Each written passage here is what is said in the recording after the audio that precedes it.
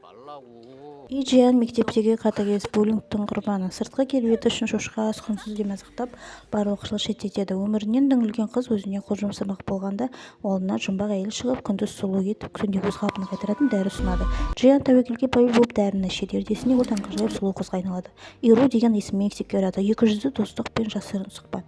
Мектептің патшайымы Джо Хён Джи бұрын Джианды мазақтап жүрсе, енді сұлу Ирумен досысқандайсың айтан тіп Джиан оны шынайы дос деп сеніп бар сырын айтады. Яғни ол оған күндіз дәрі ішетінін, яғни күндіз жақсы әдемі қалыпта, кешке кері өз қалпына келетін барлық шындығын айтып қояды. Ертесіне сиқырлы сусын ұстаған қыз бұған да келеді. Яғни бұны сабасына түсіру үшін ол қыз бұл суды ішсең әдемі болып кетесің деген сияқты нәрселерді айтып, бұған сол суды ұсынады. Бұл болса, әлбетте мен әдемі болмағанда кім әдемі болады деп сол суды қызғанып ішіп қояды. Сен ішпесең басқаға берем дегендей айтады. Сол суды ішкеннен кейін бұл қыз өзі ұсқынсыз топ-толы қызға айналып кетеді. Бірақ қыз өзінің түрін айнадан көрмейді, бірақ көрмегесін ойлайды, мен әдемі сұлу болып кеттім деп. Солай телефонмен хабарласып, достарымен кездесуге барады. Сөйтіп достарымен кездескенде достары бұны танымай, неше түрлі сөз айтып, сен қайдағы сол джинсің, не қуып отырсың деп мынаған әртүрлі сөз айтып, солай тастап кетеді. Бұның бәрін бақылап көрген көзілдіріктегі қыз болса, бұны өзіне тартып, жүр кетті, екеуміз шығып қайтайық, бір жерге барайық, отырайық деп солай өзіне дос болуға ұсыныс тастап шақыра бастайды. Қыз болса ұсынысын қабыл алып, бірге барып келеді да өзі ойланып қалады, мен бұл қызға бекер тиісіп жүрген жоқпын ба, әлде кешірім сұрасам бекен, ойлансам бекен дейді. Бірақ та екінші күні ол қалпына келу үшін әйелмен кездеседі. Әйел болса бұған сөз өтпейтінін, бірақ бірден түсінеді. Сөз саптауынан, ашушаңдығынан бұның өзгермегенін байқайды. Бірақ соңына бұған суды беріп, оны өз қалпына келуіне көмектеседі. Қыз болса сиқырлы суды ішіп қалпына келеді. Бірақ ол келгеннен кейін бұл кішкене ойланып өзгерудің орнына бұрынғы қалпына түседі. Яғни ол әлі де сол жаман қылықтарын көрсетіп, қорлық көрсетіп қыздарға солай басынып, солай жүре береді. Ертесінде қыздар келесіп қалады, сөйтіп мына қыз өзінің қасының досына, сен Джианды өлтірдің бе, ол қайда кетті дейді.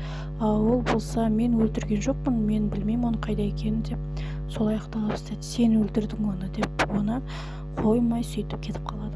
Қыз болса, оны ешкімге дәлелдей алмайды. Джиан оның кім екенін және қайда қалай екенін қыз біледі. Ертесінде досына дәлелдеу үшін оны шақырады. Ол болса, сендер не істеп отырсыңдар, қуасыңдар ма деп. Бұл Джиан деп айтады. Бұл болса қайдағыны айтып, екеуің де қуып кеткен екенсіңдер деп.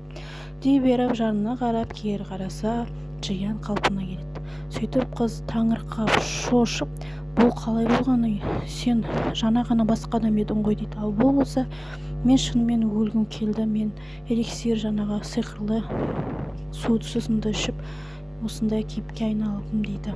Сөйтіп бәрі бірігіп, осы қыздан кек алуға тырысады.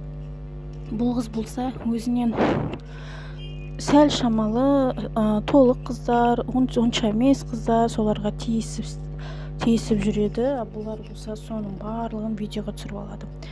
Сөйтіп оған қоқан-лоққы көрсетеді. Яғни сенің кім екеніңді енді бәрі білетін болады. Өтірік, добрый болудан шаршамадың ба деп бұған барлығы жабылады.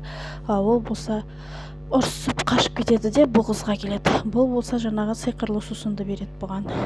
Яғни бұны қыздың ешқандай өзгермегенін байқап, оған не де болса ол болсын деп бұған береді. Ол болса еш нәрсе ойламай оны ішіп қояды. Ал ішкеннен кейін әлбетте ол тасқа айналып кетеді.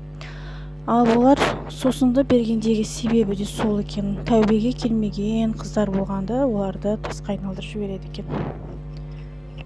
Фильмнің аяқталуы. Фильм осылай аяқталады. Барлығы бір-бірімен жақсы қарым-қатынаста орнатады, достасады. Әйтеуір бір-бірімен әңгіме соғып, күліп жайттарды айтып, бір-бірімен дос болғандарын қуанышты екендерін айтып, солай бір-бірімен жақсы қарым-қатынас орнатып кетеді.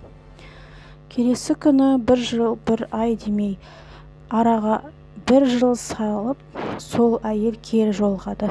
Ол қызға мен сені өз орныма қалдырғым келеді, яғни сен енді эликсирді беріп бәріне таратушы адам боласың деп айтады. Ал ол болса неге мен деп жарайды деп ойланам дегендей сондай сыңай танытып қалады. Кино солай аяқталады. Егер сіздерге ұнаған болса арнама тіркеліп лайк басып комментарий жазып кетіңіздер. Тағы қандай киноға қысқаша бейнебаян жасайын, комментарийға жазып кет.